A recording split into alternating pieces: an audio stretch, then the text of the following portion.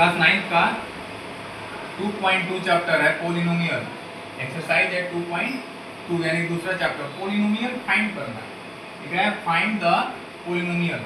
ये एक्सप्रेशन दिया हुआ है 5x माइनस का 4x स्क्वायर प्लस का 3। अब कह रहा है कि उसमें x बराबर 0 रखना है, x बराबर -1 रखना है और x बराबर 2 रखना है। इसी एक्सप्रेशन का पोलिनोमियल फाइंड करना है। तो जहाँ जहाँ x है वहाँ वहाँ 0 रखना है। तो पहला सॉल्व किया जाएगा तो 5 x की जगह 0 -4 फिर x की जगह 0, इसका स्क्वायर है, स्क्वायर लगा देंगे प्लस का 3। ठीक है, अब ये क्या हो जाएगा 5 में 0 से मल्टीप्लाई हुआ तो 0 ही होता है। अब यहाँ पर 0 का स्क्वायर 0 और फिर 0 का 4 से करेंगे तो फिर 0 ही होगा। अब फिर प्लस का 3 यानी कि इसको सॉल्व किया जाएगा तो इसका आंसर आएगा 3। तो ये पहला आंसर हो जाएगा। x बराबर 0 पे इस एक्सप्रेशन का पोलिनोमियल कितना होगा 3।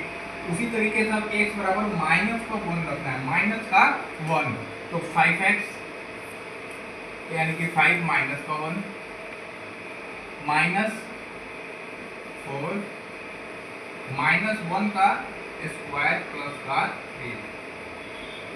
ये -1 रखना था तो 5 में 1 में मल्टीप्लाई यानी कि माइनस का 1 है तो माइनस का 5 यानी कि पहला हो जाएगा माइनस का 5। ये -1 का स्क्वायर प्लस होता है। ठीक है, तो 4 और 1 में मल्टीप्लाई करेंगे तो ये माइनस का 4 और प्लस का 3। तो माइनस का 5 और माइनस का 4 कितना होगा माइनस का 9, माइनस के 9 और प्लस का 3 तो प्लस माइनस माइनस तो बराबर का माइनस का 6 है। यानी कि इस एक्सप्रेशन में -1 रखा जाएगा तो माइनस का 6 आएगा। और उसी एक्सप्रेशन में 2 रखना है तो 5 x की जगह पे 2 -4 फिर 2 का स्क्वायर प्लस का तो 5 2 जा 8 -2 2 जा 4 अब 4 4 जा 16 प्लस का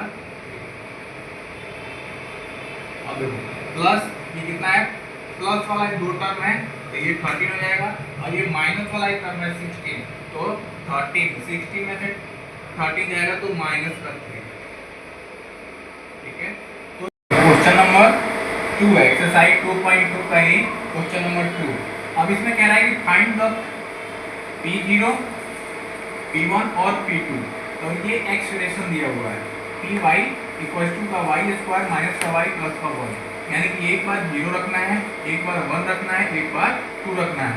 इसी एक्सप्रेशन को 3 बार सॉल्व करना है यानी कि 3 पोलिनोमियल फाइंड करना है। तो पहला P0 रख लो भाई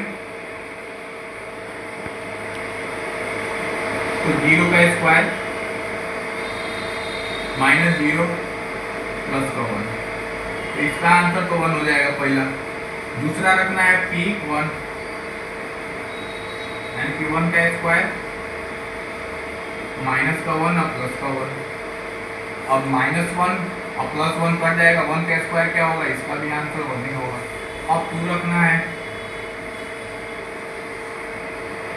यानी कि 2 का स्क्वायर माइनस का 2 और प्लस का 1। अब इसको सॉल्व किया जाएगा तो 2 2 होता है 4 माइनस का 2 प्लस का 1 प्लस वाला टर्म 2 है, एक 4 है, एक माइनस प्लस का 1 है।